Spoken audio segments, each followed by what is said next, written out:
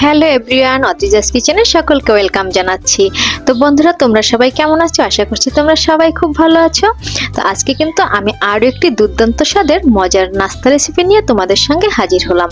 তো নাস্তাটা এতটাই সহজ এবং খেতে এতটাই মজা। তো চলো তাহলে রেসিপিটি আমরা দেখে নিই।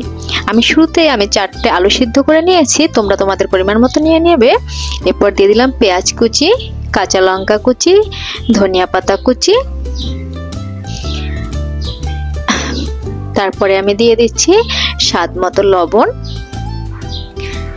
তো লবণটা দেওয়া হয়ে গেলে এবার আমি বাদ বাকি উপকরণগুলো অ্যাড করে দেব। দিয়ে দিচ্ছি হলুদ গুঁড়ো হাফ চা চামচ পরিমাণ এবং মরিচ গুঁড়ো দিয়ে দিচ্ছি হাফ চা চামচ পরিমাণ। আর ঝালটা তোমরা চাইলে বাড়িয়ে বা কমিয়ে নিতে পারো।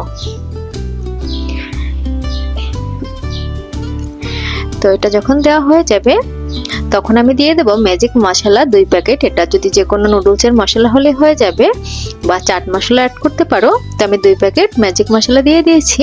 আর এটার জন্য কিন্তু স্বাদটা সবচেয়ে বেশি ভালো হবে।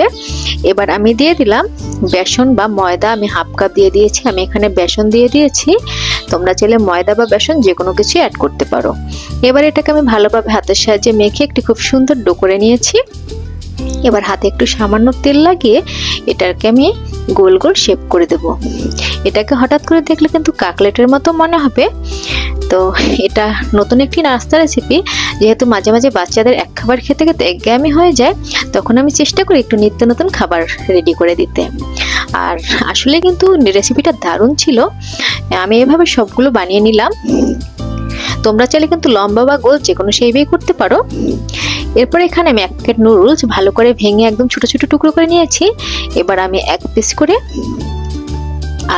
এটা দিয়ে এখানে নুডলসের মধ্যে গড়িয়ে নেব, যাতে করে আলুটার এপাশ ওপাশ সব ভালোভাবে নুডলসগুলো লাগে।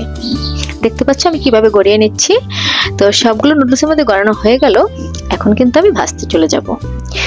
আর এটা কিন্তু নুডলসে গড়িয়ে রেস্টে রাখার কোনো দরকার নেই, সাথে সাথেই ভাজা যাবে। তো পর্যাপ্ত তেল দিয়ে তেলটা গরম হয়ে গেলে এর মধ্যে কিন্তু আমি রেডি করা নাস্তাটা দিয়ে দিচ্ছি। তো এটাকে মিডিয়াম টু লো হিটে ভাজতে হবে, খুব একটি হাই হিটে ভাজতে যাবেন না, তাহলে কিন্তু এটা উপরটা পুড়ে যাবে, ভিতরটা মুচমুচে হবে না।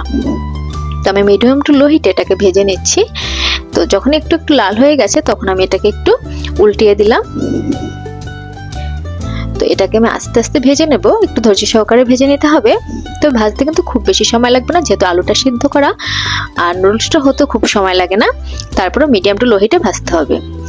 আর এই রেসিপিটা কে কে বাসায় তৈরি করেছে অলরেডি অবশ্যই কমেন্ট করে জানাবে। আর আমি কিন্তু এটা ফার্স্ট টাইম তৈরি করলাম এবং এটা দারুণ হয়েছিল। আমার ছেলে মেয়ে তো খেয়ে বলতেছে, মা আবার কবে বানাবে? তো দেখি আবার হয়তো বানাবো। এভাবে লাল লাল করে ভেজে এটাকে আমি উঠিয়ে নিলাম। তো এভাবে কিন্তু গরম গরম সসের সাথে আপনারা পরিবেশন করতে পারেন, আর চাইলে চায়ের সাথেও খেতে পারেন। তো আজকের এই রেসিপিটি আপনাদের কাছে কেমন লেগেছে অবশ্যই কমেন্ট করবেন।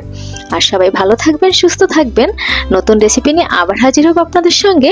সেই পর্যন্ত সবাই সুস্থ থাকবেন। বিদায় নিয়ে নিচ্ছি তাহলে, বাই।